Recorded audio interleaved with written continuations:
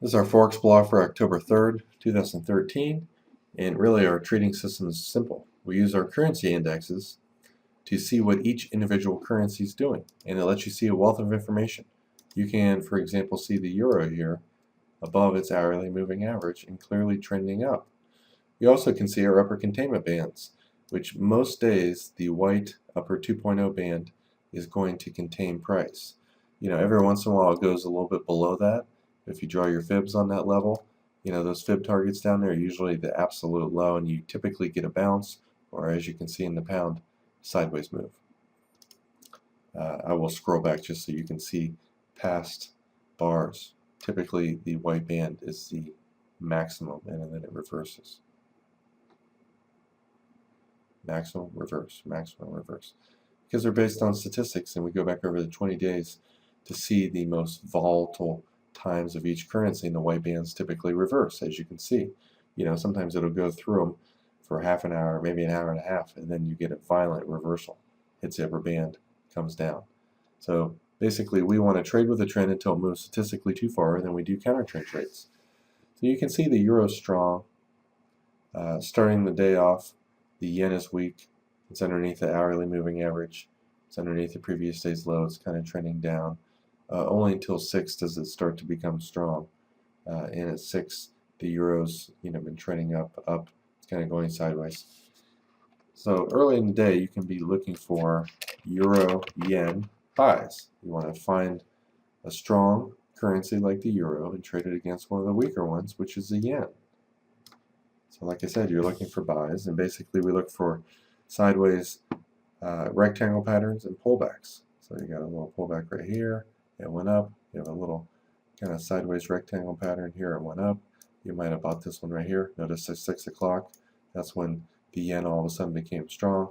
You got a small little move off of that, and then it trended down because the yen became stronger than the euro. But you basically focus on buying the strong currencies versus the weak. Let's scroll a little bit forward here. You can see the pound is trending down. Tried to go up. It was above the hourly for a little bit. Came down. False breakout from below the hourly to above, and then it's breaking down. The yen is quite strong all of a sudden at 6. It was trending down and it went sideways for many hours, which is a sign that no one else is selling. So the pound yen is very likely to go down after 6. And as you can see, 6 o'clock comes around, 158.50. It fell 100, 150, 175 pips. And most people are going to use and get into little pullback trades. There's very little pullback trades on this. It's just straight down. If you look at the currency index, the pound's going down while the yen is going up. Let's scroll forward here. Pound, down, down, down. Yen, up, up, up. It's just two astronomically opposing trends. And that's the key to trading with our tools. Let's take a look at the Australian. It's kind of strong. It's kind of going sideways, but it's, for the most part, the last swing up was above the hourly. It's not going that much underneath the hourly. Only until it breaks this low here is the trend down. It goes down for half an hour and then shoots back up. With a strong Australian, earlier in the day, the yen was weak, so you could trade the Australian yen strong until about 6 o'clock. It didn't really go up that much. You'd have a small loss right here, maybe a 10 or 12 pip win here. Goes up about 10 pips. And remember, 6 o'clock, the yen became strong. But the point is, if you focus on one currency that is, even when the Australian was going sideways, if you focus on buying, it did have an emphasis of going up, and you could clearly see that with the individual chart. There's a lot of patterns that are very high probability using the currency index. For instance, when you get a big move down, when it comes back and touches the hourly right here, very likely to reverse and continue the trend down, especially if it hits the lower containment bands down here. Very likely to reverse off of this. So let's take a look at the New Zealand for a sell and find a currency that's strong at that time. And you really want to focus on the strongest ones. Pound's weak. The euro was trending up, and all of a sudden at 10 it's starting to go up. So that's not a bad trade right there. The euro versus the New Zealand at 10 o'clock. So here's 10 o'clock. You can clearly see on the chart it's going up, and you have a nice little, pullback right here, a nice little trend channel on the way down. 10 o'clock right here. You really want to kind of wait for it to break out over the high. So it took about 15 to 25 minutes, and then it did, and you're in at 1.6400, and it went up to 64.55. You made 55 pips on that trade while risking very, very little. And that's the key to trading, really. You focus on small losses, bigger wins. It's a 2.5 to 3 times bigger win than what your risk is. And there's so many ways of profiting with these. For instance, you can use Fibonacci's, trend lines, you can use our trend channels, and guess what? When you see a trend that's up, you project that from the high, and guess what? Look at this reversal area right here. This is where the euro is very likely to reverse its uptrend and come down. Not only is it because of the upper trend channel, because it's at our upper white 2.0 band.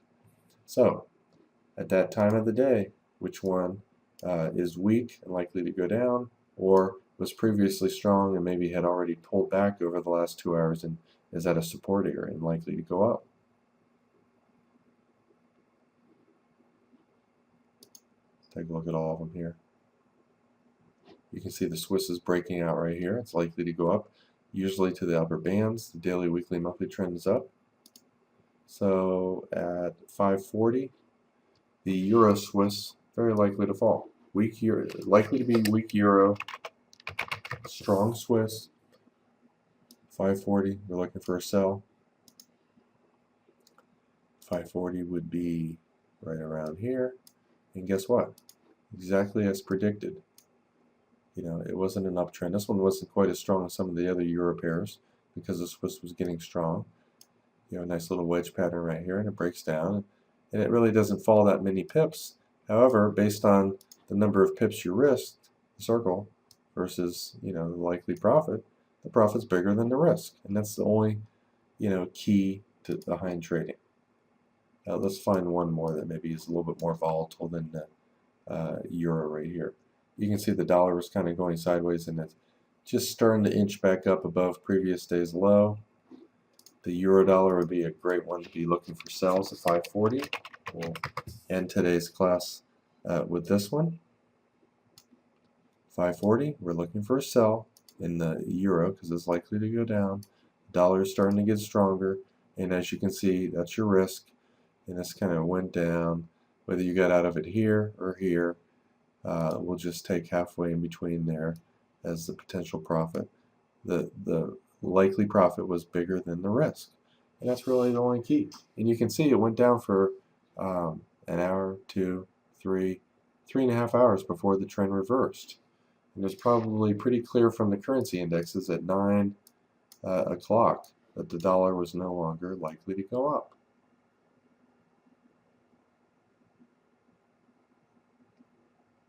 It broke down a little bit before 10. As you can see on this chart here too. A little bit before 10, the dollar started to get extremely weak.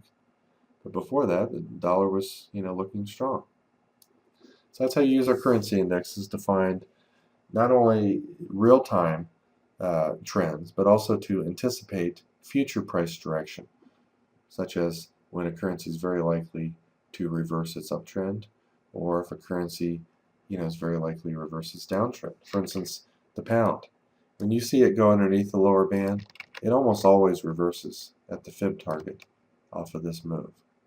So you can see that it went right to the 1.382 fib target, and it didn't unfortunately get a bounce off of that, but that was the lowest low it went.